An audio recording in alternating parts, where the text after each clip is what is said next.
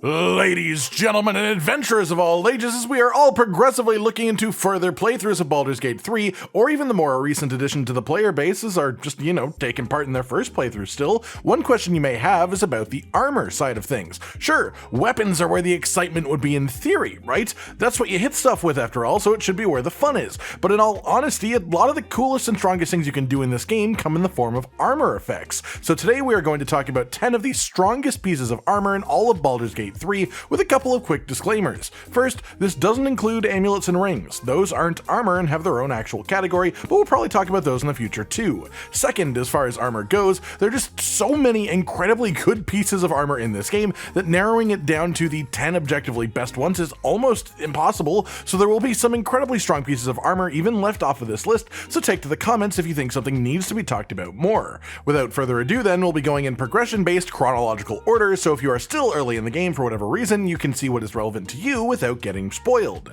First up today are the Adamantine armors. These are not the strongest things in the game by any means, but for the point in the game that you can get them, they are absolutely insane. These can be grabbed honestly a lot earlier than they should be in Act 1, you can sort of beeline your first possible path to the Underdark if you want to, then the only real forced fight to get these is the Mech Protector, who can be destroyed using the movement gimmick, and that makes it really simple to actually get these super early on. As for what they actually do then, the Scale Mail is 16 AC, all incoming damage reduced by 1, applies 2 turns of reeling when hit by a melee attack, which gives the person who attacked you -1 to their attack rolls per turn remaining. Disadvantage on stealth checks, of course, which is normal and medium armor, but then also attackers can't land critical hits against the wearer, which is really good. Then heavy armor then is the Splint, is 18 AC, all incoming damage reduced by 2, and then 3 turns of reeling when hit by an attack, so basically the same thing, but a little bit stronger on both of those effects. All in all, this armor is just nutso for Act 1, and honestly even for Act 2. Second up then we have the Potent Robe. This one not only looks quite nice visually, but is an exceptional armor choice for charisma-based spellcasters. 10 AC, Gregarious Caster makes your cantrips deal additional damage equal to your charisma modifier, and on top of that, you also gain temporary hit points equal to your charisma modifier at the start of your turn, every single turn, and that can seriously add up over time. Then you also just get a chill +1 to AC because why not? Very much, well, accurately named this armor piece is because this is in fact quite the Potent Robe.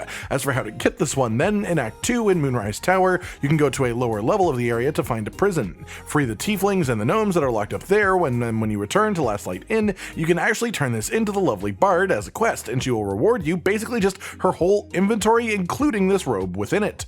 Third, today we're going to be moving on to Act 3 now, and here we have the first pair of gloves on the list, the Spellmight gloves. These are, for all intents and purposes, the equivalent of the Great Weapon Master feat for melee users, but for spellcasters, and obviously this is a fair bit weaker than that feat, because spells are spells, and doing funky things with them like this can really make certain spells a little bit less balanced. The actual effect then is when you cast any spell that requires an attack roll, you can take -5 on the roll to hit to be able to deal 1d8 of bonus damage when it does hit. The fact that the damage is rolled instead of set makes it a little bit more fair, but these have a lot of particularly strong applications anyways, especially with multi-hit spells. As far as getting them then, at the start of Act 3 you can find a circus right beside where you spawn. As you walk around, a fight will break out and you'll realize Dribbles the Clown is a little bit missing. You can talk to the ringleader of the circus, Lucretius, and she'll give you a quest to find out what happened to him. The reward for that quest then is actually these gloves, or alternatively, you could just pickpocket the NPC and steal them for yourself very easily. Your choice. Fourth up then are the Reviving Hands. Pretty much just every successful party in Baldur's Gate 3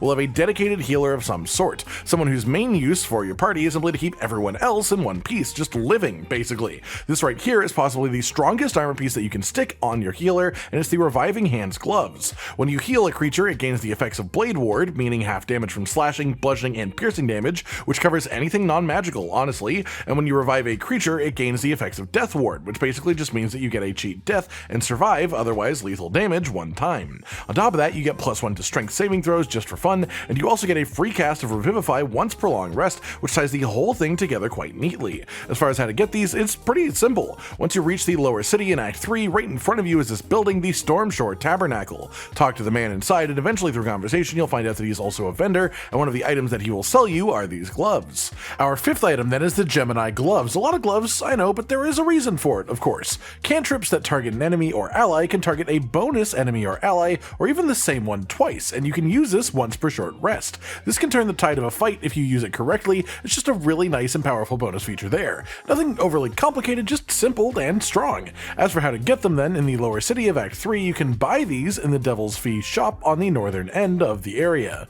6 today is going to be the Armour of Persistence, which I firmly believe to just be the strongest armor in the game, straight up, at least for heavy armor users. 20 AC as a base, all incoming damage reduced by 2, resistance, which is a bonus 1d4 on saving throws, and Blade Ward, just permanently active, so half damage from slashing, bludgeoning, and piercing damage. Basically anything non-magical just does half damage to you on top of all of your other ways of mitigating damage. If you can tie this with something like a piece of headgear that stops enemies from getting crits against you, this can get even stronger because of the naturally high AC. But even by itself, it's just an insanely strong collection of effects on a single piece of gear. As for getting it, you simply have to purchase it from Damon in Act 3, who you can find at the Forge of the Nine area in the lower city. 7th then, we have the Cloak of the Weave, the only cloak on today's list, and this is basically just the best cloak in the game for spellcasters. Given that in general, cloaks are a pretty low priority slot, there are very few genuinely good ones, so having low competition makes this one a bit of a no-brainer to me. It gives you +1 to both spell save DC and spell attack rolls, which is really solid, as well as letting you use absorb elements once per short rest, taking half damage for the next elemental attack you are hit by, and adding 1d6 of that element as bonus damage to your next attack. As far as getting this for yourself then, in the lower city in Act 3, you need to head to the Devil's Fee and walk around the shop until you pass a perception check. Then talk to the vendor to unlock the secret shop where this is going to be sold. 8th up then is going to be the Gauntlets of Hill Giant Strength, and these are sort of just the strongest individual pair of gloves in the whole game. Of course, there is with the caveat that it only does anything for strength builds, but it does an insane amount, giving you +1 to strength saving throws and setting your strength to 23, because what this allows you to do is talk to withers, respec, and change your ability scores to take every single point out of strength and dump it into a different useful stat, because even 8 strength is still 23 when you have these gloves on, and that's just arguably a bit too strong, honestly. As far as getting them, these are in the House of Hope, and you can steal them from the archives whenever you want to, though I recommend waiting until you have the hammer. 9th, we're going to have the Helldusk armor, one of 2 legendaries on today's list, and it just does so much right. First, it has 21 AC, which is nutty high, but then you are also considered proficient with this armor while wearing it, so you can even put this heavy armor on a wizard for a ridiculous defense increase. As well, on saving throw, the caster receives burning for 3 turns, which is just 1d4 of fire damage per turn, and on top of that you also take half damage from fire and are immune to burning yourself. You also take 3 less damage from all sources, not to mention you can cast Fly on yourself without concentration either once per long rest, which is also just incredible in its own right. This armor is pretty damn close to the Armor of Persistence, better in some cases, especially for people who couldn't otherwise wear heavy armor, worse than others, but you do have to do a bit more work to actually get it for yourself, as this one comes as the reward drop from killing Raphael if you turn on him within the House of Hope and do that whole awesome boss fight. 10th and finally today we have the Gloves of Soul Catching, which is basically just the best pair of monk gloves that you could ever ask for. Yes, it's hard to pick an armor piece that pretty much mostly just benefits a single class as being one of the very best overall, but the amount that this actually does is just way too much to ignore. It makes unarmed attacks deal an additional 1 to 10 force damage. It's so much damage, and considering things like Flurry of Blows, that's already just a ton of bonus already. As well, once per turn on an unarmed attack, you will either heal for 10 hit points, or you can sacrifice that healing to have advantage on all attack rolls and saving throws until the end of your turn. As if that wasn't enough, you also get +2 Constitution to a maximum of 20, of course. That list of effects is just nuts. The bonus damage itself would make this a really strong item for monks, but then it can not only heal you or give you advantage, but you are in full control of just whether you get the heal or if you get advantage, and you can change that choice every single turn, which is the strongest version of that it could possibly be. And then just the bonus Constitution on top of that, because I guess they thought that these just really needed to be a little bit more overpowered just for fun's sake. As far as how to get them then, these are a bonus drop from the Raphael boss fight in the House of Hope, but only if you go through all the motions and the quest line to actually free Hope from the House of Hope as well. If she is with you when you are leaving, that will be when you get these gloves. And that just about does it for today then, everyone. A nice whopping collection of 10 of the best bits of armor in all of Baldur's Gate 3. There are genuinely so many more that we're just on the cusp of making this list, that if you guys enjoyed this and want more, I could easily wax lyrical about a load more items just like this. I hope you've enjoyed this then, and I hope you enjoy using these items for yourself as well. Like if you liked the video, subscribe and hit the notification bell for more, and most importantly, ladies and gentlemen, until next time, stay sweet. Josh, Cotton, and Hollow with the videos, dropping the humor like a hammer on your tippy toes, bringing entertainment on a daily arrangement to take our insanity and turn it into entertainment. Yes, I said entertainment twice, to reiterate that it is nice to look into your faces on a mostly daily basis when you let us in your homes to make the whole world a stage. Goodbye.